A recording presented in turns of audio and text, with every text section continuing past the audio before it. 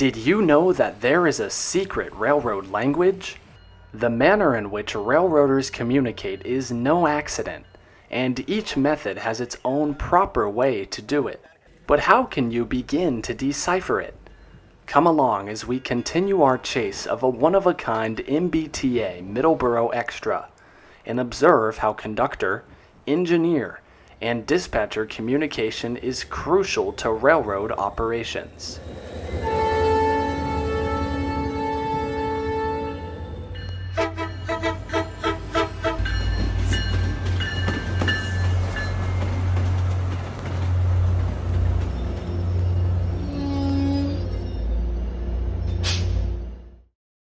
Last video, we learned about how conductors and engineers communicate while switching, and how dispatchers dictate where and when trains will move. We last saw the Middleboro Extra running around their consist, using Pilgrim and mid-interlockings to do so.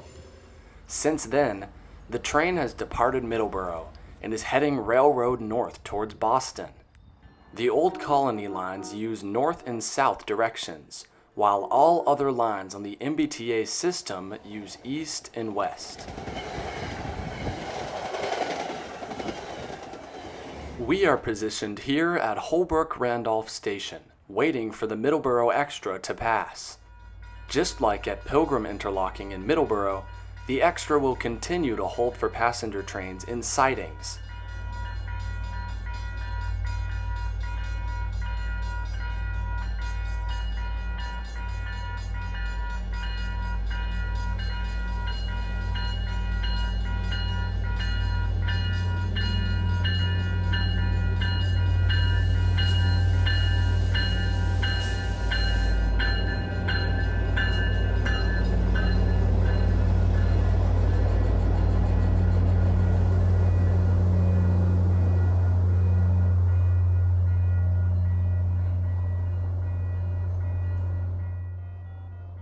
You will notice how the conductor raises and lowers her arm in a vertical motion.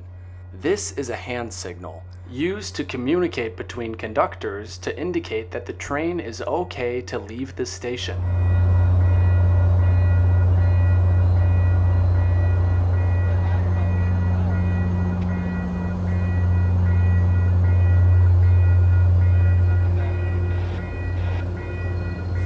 As mentioned in the last video, it is crucial to understand the territory you will be watching trains on before you go out. We are at Holbrook-Randolph Station on the MBTA Middleboro Main Line. Right now, the Middleboro Extra is waiting for the outbound that just left Holbrook at Howard Interlocking. North of this station is Rand Interlocking and Hull Interlocking.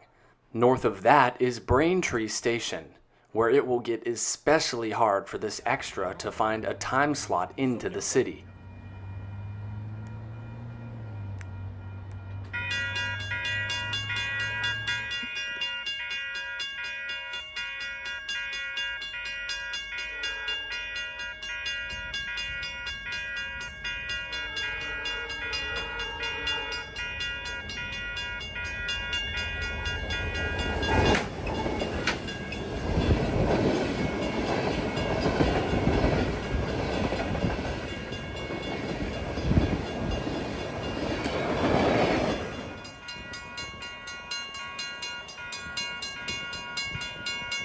The schedulers at Keolis schedule meets to happen in certain places on the line. When an extra not written into the schedule is thrown in, like this Middleboro Extra, things can get difficult for the dispatcher. They must execute a difficult dance that involves keeping in-service trains on time and extras like this one moving down the line. It doesn't help that by now, the Middleboro Extra has only about 2 hours left until its crew has worked 12 hours, the legal limit. This creates an environment where a dispatcher must make quick and difficult decisions regarding train movement. Here at Green Interlocking, we are seeing this limbo in action. The dispatcher has chosen to hold the Extra for 3 trains. The dispatcher uses a computer to set switches that communicate to signals via a track circuit.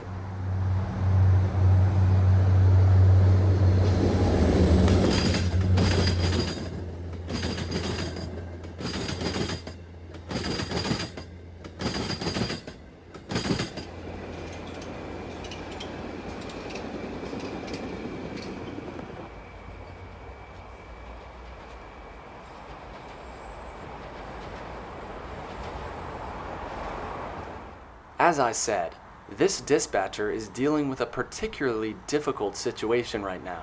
They must keep passenger trains on time and also get this extra into Boston before the crew times out.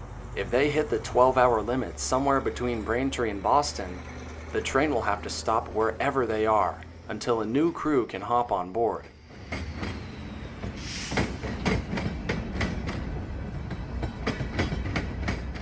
Because this extra has only around 1 hour left, the dispatcher is choosing to give the train clearance all the way into the city from green. This extra is operating extra slow. The train must operate at freight speeds due to it technically being a freight train. Freight speeds are oftentimes much slower than passenger speeds, and thus, the extra has even less time than a normal train would. Props to this dispatcher for making this situation work.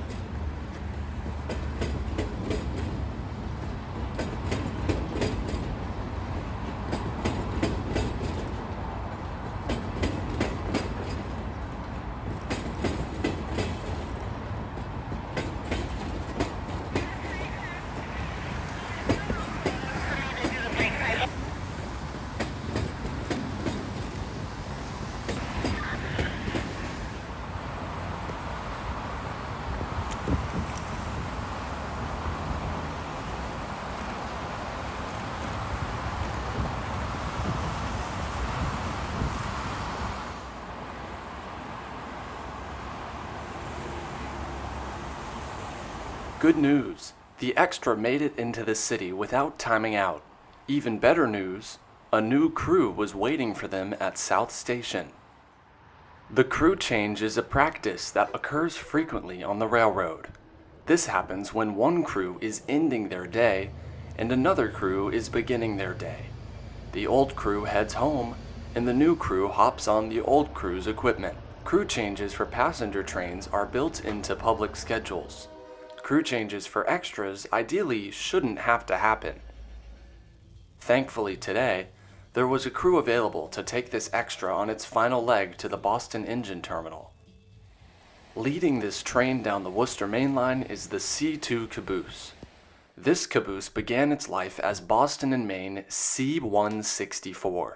The MBTA bought this caboose and had it overhauled. It was supposed to be used on the south side for moves like this, but that never came to fruition. This is the first time the caboose has been moved on MBTA territory in a couple years.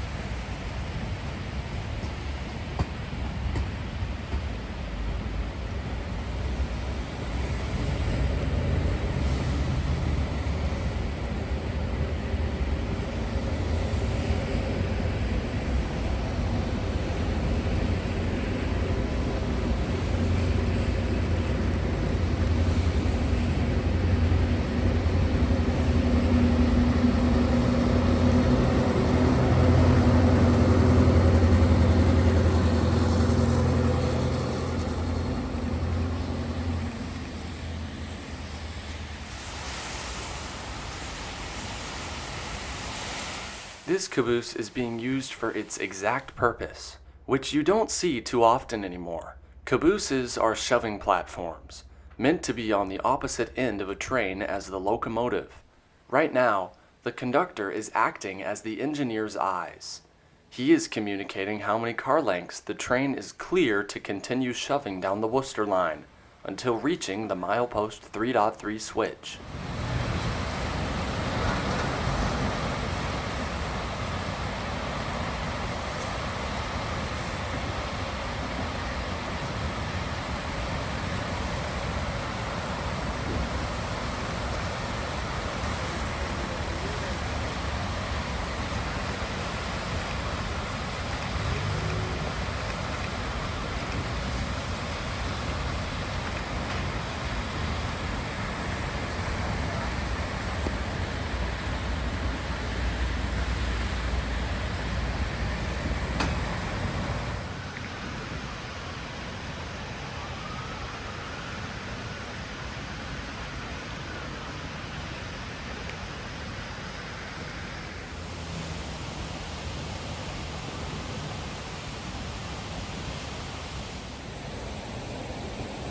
Middleboro Extra, hello Mike. Before they can enter Beacon Park Yard, the engineer must ask the dispatcher for permission to open up the 3.3 switch. Once granted, the conductor must hop out and set the switch. He also must put the derail down. Stay on the ass end. You got switches line, pointed tight, derails down, 10 cars for a look at the Grand Junction switch, over. Okay to take it west? West, 10 cars for a look, over.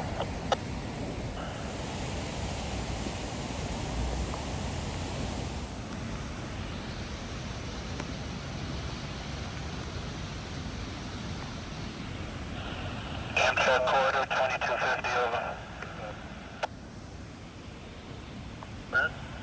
So do you have WMS open? No, I do not. Okay, roger.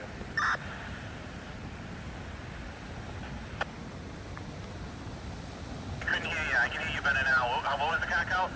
10 for a look.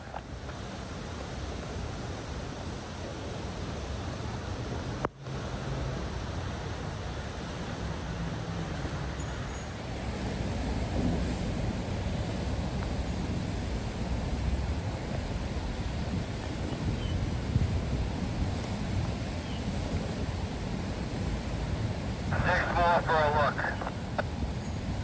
Six.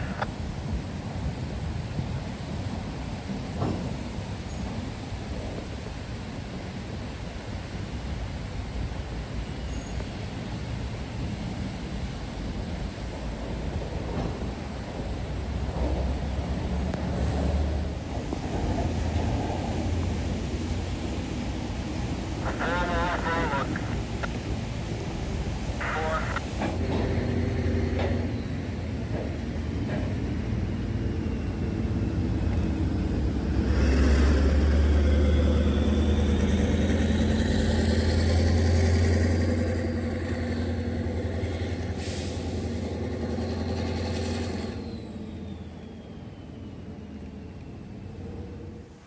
Now the Middleboro Extra needs permission from the dispatcher to occupy the Grand Junction running track.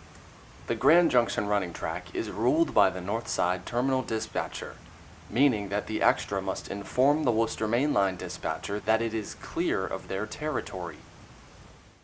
I'm taking. Middleboro Extra, over. Yep, I don't know if that was you that tried to give me a call on the phone. Are you guys lined and locked to the clear at Beacon Park, over? Roger that. Line lock, no one clear, Beacon Park. That be you? What's the minute? The Grand Junction is NORAC Rule 97 territory and is designated as a running track from Beacon Park Yard to Swift Interlocking on the Fitchburg route. A great way to know if an Extra is running is to know the territory that they run on. The Grand Junction does not see any in-service trains, so if you hear a train get permission on the Grand Junction over your scanner, you can be certain an Extra is running.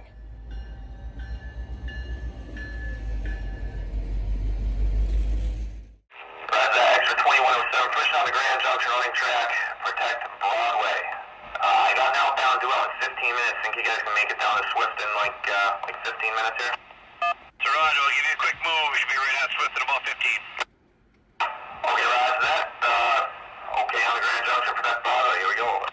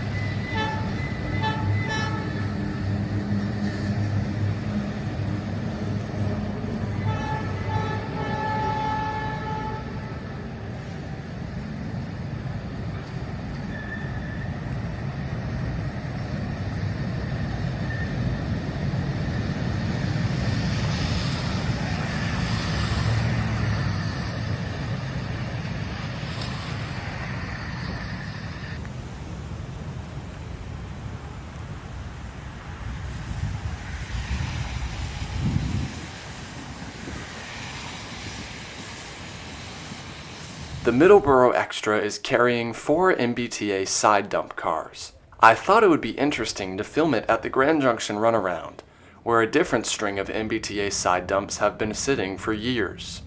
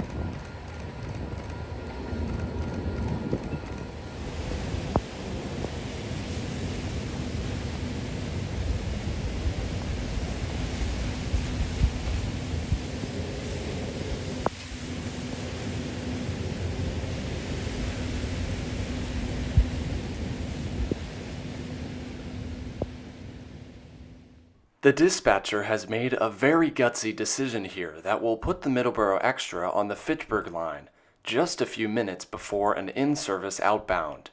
However, the engineer and conductor understood their assignment and made their way over the Grand Junction with time to spare before the Fitchburg outbound. Hampshire Terminal about to knock down Swift right now. Okay, thank you guys, I appreciate it.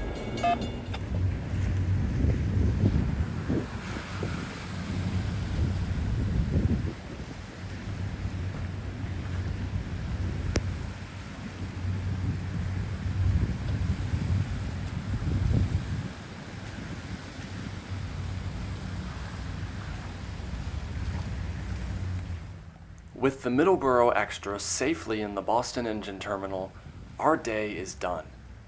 This extra involved 2 crews, 5 dispatchers, and a lot of collaboration.